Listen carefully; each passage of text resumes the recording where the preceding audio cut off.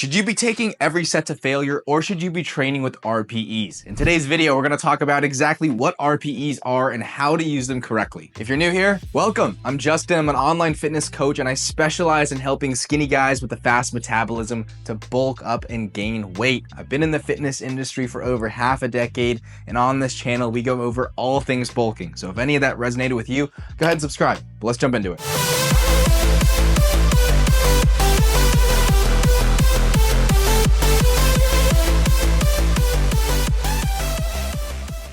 So the first thing you have to understand is when you work out, you're creating these micro tears in your muscle fibers, and then your body adapts and regenerates and builds those muscles back bigger and stronger. Hence you get jacked, hence you see some muscle growth. And that whole process is called protein synthesis. And that protein synthesis only occurs for about 24 to 48 hours after your lift, which means any soreness, any fatigue that lasts longer than 48 hours does not equal more muscle growth. So if you have a workout with really high volume and you're taking every set to failure, super high intensity, you might be sore for 3 or maybe even 4 whole days. So if you work out on Monday and then you're sore for 4 whole days, you have to wait until Saturday to hit that muscle again. But like we said earlier, after that 48-hour, 2-day period, you're not gonna have any additional muscle growth. So 2 of those days is just wasted time. So instead of having super high intensity and then having an entire 4-day period of muscle soreness, we wanna take the intensity down a little bit so we can get into that 48-hour range. And we do that by using RPEs to maximize muscle growth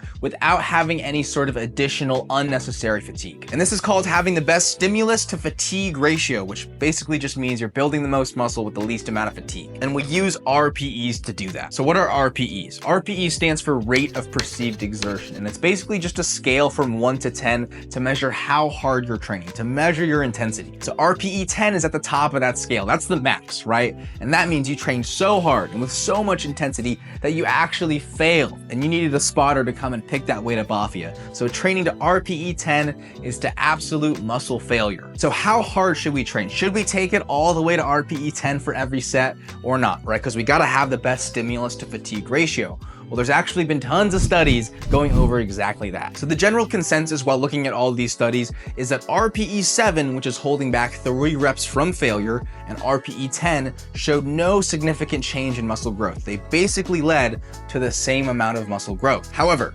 most people are gonna think that they're training at RPE 7, but they're really at RPE 5 or maybe even RPE 4 where they're not training hard enough. So more people aren't training hard enough rather than overtraining. And this is why there's a ton of people in the fitness industry that preach training to failure, because most people aren't estimating their RPEs correctly. But there's an exact way that we can know we're training hard enough to maximize muscle growth. So now we're gonna go over exactly how to estimate RPEs correctly. Then I'm gonna give you an exact workout using RPEs so you can implement it in your workout. So you'll know that you're training close to failure, you're training hard enough around RPE 7 when first, the weight's gonna begin to push back. It's gonna feel almost like somebody's there pushing the weight down on you. And next, the speed at which the weight moves will slow down. And now that's really key, so I'm gonna say it again, okay? When you're close to failure, the speed at which the weight moves slows down. All right, guys, so I wanted to show you an actual example of me taking a set all the way to RPE 10 so you can see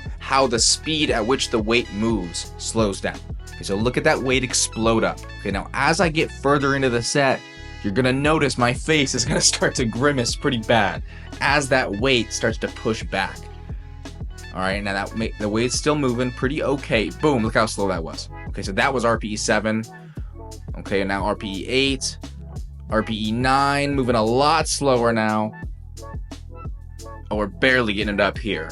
So that's RPE 10 for sure. Okay, so barely got that up. There's no way I'd be able to get another rep after that. So that's RPE 10. So here's RPE 1 versus RPE 7, RPE 9, and RPE 10. So as we get closer to failure, the weight's gonna move slower and slower. So as we're talking about RPEs, as we're talking about holding reps back, it's important to realize that most people are not training hard enough rather than overtraining. So I recommend still taking sets to failure on a consistent basis, but just not for every single set. So here's an example of what your actual sets should look like for a workout using RPEs correctly. So let's say we're doing barbell bench for 4 sets. Okay, set 1, you're gonna do RPE 7.